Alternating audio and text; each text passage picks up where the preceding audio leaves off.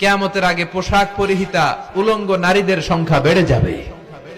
তো কিয়ামতের আগে মারে ভুলে যাবে, মাকে ভুলে গিয়ে স্ত্রীর পেছনে পেছনে দৌড়াবে। আল্লাহ তাআলা বলছেন, হে নবী, লোকেরা আপনাকে কিয়ামতের ব্যাপারে জিজ্ঞেস করে, আপনি কিয়ামতের ব্যাপারে কি বলবেন? আপনি তো কিছু জানেন না এই ব্যাপারে। এই ব্যাপারে জানে কে? বিশ্বনবী যখন মক্কার জমিনে কিয়ামতের ব্যাপারে বারবার মক্কার লোকদেরকে সাবধান করতে শুরু করলো যে এই দিন দিন না, আরো দিন, এই দিনটাই দিন নয়, বিশাল একটা জগৎ পড়ে আছে, সেটা শুরু হবে কিয়ামত দিয়ে, সব লন্ডভন্ড হয়ে যাবে। তখন লোকেরা বিশ্বনবীর জিজ্ঞেস করতে শুরু করলো, মুহাম্মদ সাল্লাল্লাহু, এই যে তুমি কিয়ামতের কথা বলো, এটা কবে হবে? ইয়াসআলুনাকা আনিস সাআতি আইয়ানা মুরসাহা ফীমা আনতা মিন যিকরাহা ইলা রাব্বিকা মুনতাহাহা। সুবহানাল্লাহ পড়েন। ও নবী, লোকেরা আপনারা জিজ্ঞেস করে কিয়ামত কবে হবে, কিন্তু কবে হবে এটা আপনি কেমন করে বলবেন? এটা তো আপনি জানেন না, গোটা বিশ্বের কেউ জানে না, জানে একজন, তিনি কে? They are asking about the day of resurrection. People are asking you about Qiyamah. Who are you to talk anything about it? Only Allah has the final word regarding Qiyamah.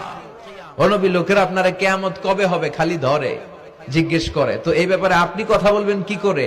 এই ব্যাপারে কোনো জ্ঞান তো আমি আপনাই দেইনি। কিয়ামত কবে হবে এটা জানি শুধুমাত্র আমি আল্লাহ। চিল্লায় বলেন ঠিক কিনা? বিশ্বনবী মক্কায় কিয়ামতের ঘোষণা দিলেন। বিশ্বনবী বললেন, এই পৃথিবী এরকম থাকবে না, সব ভেঙে চুরে খান খান হয়ে যাবে। আল কারিআতু মাল কারিআতু ওয়া মা আদরাকা মাল কারিআহ। বিকট একটা আওয়াজ হবে, ইসরাফিল যখন সিংহায় ফুৎকার দিবে, গোটা বিশ্বটারে মেসাকার করে দিবে কে? আবার বিশ্বনবী শোনাতে লাগলেন, ইদা জুলজিলাতিল আরদু জিলজালাহা ওয়া আখরাজাতিল আরদু আসকালাহা। বিশ্বনবী বললেন, সেদিন পৃথিবীটা কেঁপে উঠবে, মহা ভূমিকম্প হবে। জমিনের ভেতরে যা আছে, তেলের খনি, গ্যাসের খনি, স্বর্ণের খনি, সবকিছু জমিনটা বমি করে বের করে দিবে। আবার বিষ্ণু বলতে লাগলেন, ইদা রুজ্জাতিল আরদু রাজ্জাও ওয়া বুসাতিল জিবালু বাসসা। সুবহানাল্লাহ পড়েন।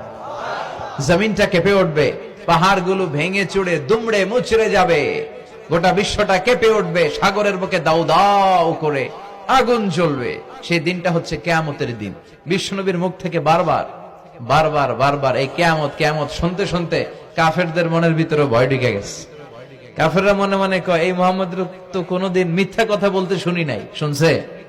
বিশ্বনবী ওনার পুরো জীবনে একটি মিথ্যা কথা বলেছেন, একটি অসত্য কথাও তিনি বলেছেন।